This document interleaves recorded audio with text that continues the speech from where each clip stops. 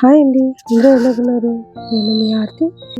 ఈరోజు నేను మామిడి పళ్ళతో ఒబ్బట్లు ఎలా తయారు చేయాలో చూపించబోతున్నానండి. ఎక్కువగా మనం కందిపప్పు, శనగపప్పు లేదా కొబ్బరి తురుముతో బొబ్బట్లు చేసుకుంటూ ఉంటామండి. ఇప్పుడైతే నేను మామిడి పళ్ళతో ఎలా చేయాలో చేసి చూపిస్తున్నాను. నేనైతే 2 మామిడి పళ్ళు తీసుకున్నానండి. దాన్ని ఇలా కట్ చేసుకుంటున్నాను. ఇలా పీసెస్గా క్లీన్గా కట్ చేసేసుకుని దాన్ని ఒక మిక్సీ జార్లోకి తీసేసుకుంటున్నాను.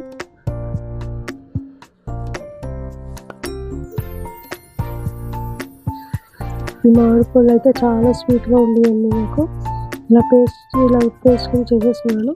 అయితే నేను 4 కప్పులు మైదా పిండి తీసుకున్నాను. దాంట్లో కొద్దిగా సాల్ట్ యాడ్ చేసుకుని కొద్దిగా వాటర్ వేసుకుని కలుపుకుంటున్నానండి. కొద్దిగా వాటర్ వేసుకుని కలుపుకోవాలి. మనం చపాతీ పిండిని ఎలా కలుపుకుంటామో అలా కలుపుకుంటున్నానండి. ఇదిగో నేను రెడీ చేసుకుని దీంట్లో ఇప్పుడు నేను 2 స్పూన్లు ఆయిల్ వేసుకుంటున్నాను. ఆయిల్ వేసుకుని బాగా కలుపుకుంటున్నానండి. కొంతమంది అయితే ఇందులో పసుపు వేసుకుంటారండి. నేను ఇందులో పసుపు వేసుకోలేదు, ఎందుకంటే మ్యాంగో కలర్ ఆల్రెడీ ఎల్లో కలర్లో ఉంది కాబట్టి నేను పసుపు వేసుకోలేదు. ఇలా సాఫ్ట్గా కలుపుకున్నాక దీంట్లో కొద్దిగా ఆయిల్ వేసుకుని పక్కన పెట్టేసుకుంటున్నాను. నేను మొత్తం అంతా పట్టించానండి. చుట్టూ ఆయిల్ రాసుకుని ఒక 1 అవర్ అలా పెట్టేసుకుంటున్నాను.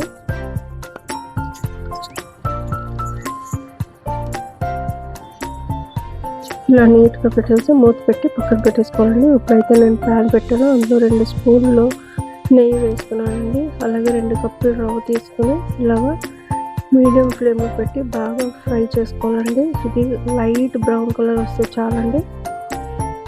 దీని తర్వాత నేను ఒక కొబ్బరికాయ తీసుకున్నాను. అందులో అర్ధ కొబ్బరికాయ ఇలా నీళ్ళు వేసుకోకుండా రుబ్బుకున్నానండి. ఇది కూడా ఇందులో వేసేస్తున్నాను. ఇది కూడా బాగా ఫ్రై అవ్వాలి.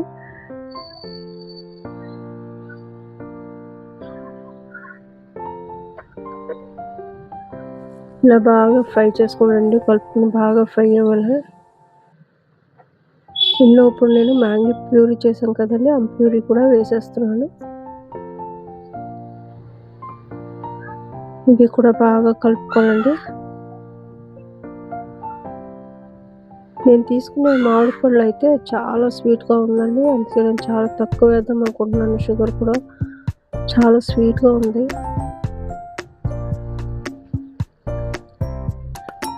ఇలా కలుపుకున్నాక ఇందులో కొద్దిగా నేను షుగర్తో యాలక్కి పొడి చేసుకుని పక్కన పెట్టుకున్నానండి. ఆ యాలక్కి పొడి కూడా వేసేసుకుంటున్నాను.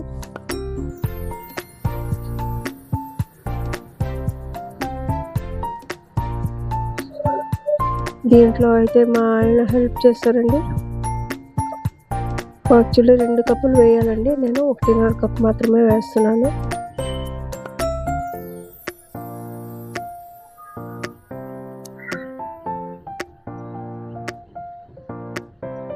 ఇలా షుగర్తోనే వేసుకోండి. పడుంతే వేసుకుంటే లిక్విడ్ కింద అయిపోతుందండి.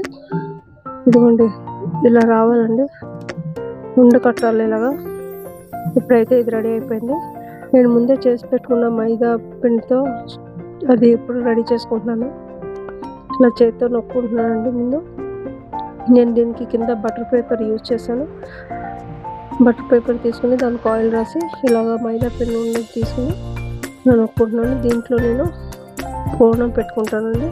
పూర్ణం కూడా మైదా పిండి ఎంత ఉందో తీసుకుంటామో అదే లెంత్లో పూర్ణం కూడా ఉండాలండి. అలా ఉంటేనే అంత స్ప్రెడ్ అవుతుంది.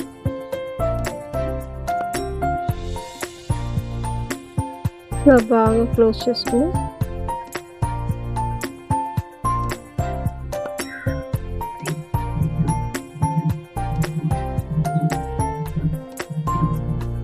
మనం అయితే చేతితో నొక్కోవచ్చండి. లేకపోతే మనకి అవ్వకపోతే మనకు రాదు అనుకుంటే మనం చపాతీలు చేసే కర్ర ఉంటుంది కదండి, ఆ కర్రతో కూడా మనం ప్రెస్ చేసుకుని లైట్గా చేసుకోవచ్చండి. ఇలా ఒక షేప్లోకి వచ్చేలాగా నొక్కోవాలండి. దీని తర్వాత నేను చెప్పినట్టే మీకు చపాతీలు చేస్తాం కదా, ఆ కర్ర తీసుకుని ఇలా లైట్గా మనం పైన లైట్గా స్ప్రెడ్ చేసుకుంటే సరిపోతుందండి.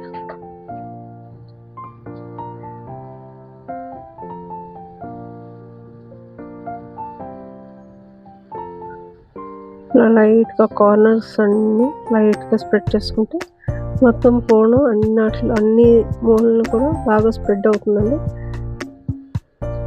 ఇదైతే నాది రెడీ అయిపోయింది. ఇప్పుడు నేను ఇది ప్యాన్కి వేసేసుకుంటున్నాను.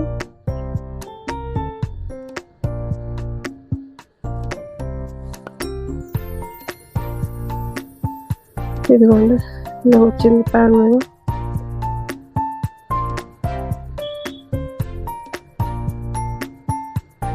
చాలా టేస్టీగా ఉంటుందండి. పిల్లలకు కూడా ఫస్ట్ టైం చేసినా చాలా బాగా తింటారు. చూడండి ఎంత బాగా వచ్చిందో. మీకోసం మళ్ళీ చేసి చూపిస్తున్నాను నేను.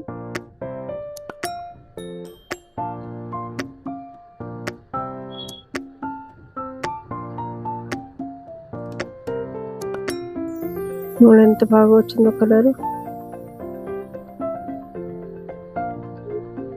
ఇదైతే నేను ఇప్పుడు ప్లేట్లోకి తీసేసుకుంటున్నానండి. ఇదిగోండి నేను పక్కన కూడా నెయ్యి వేసాను. దీనిపైన కూడా నెయ్యి రాసానండి.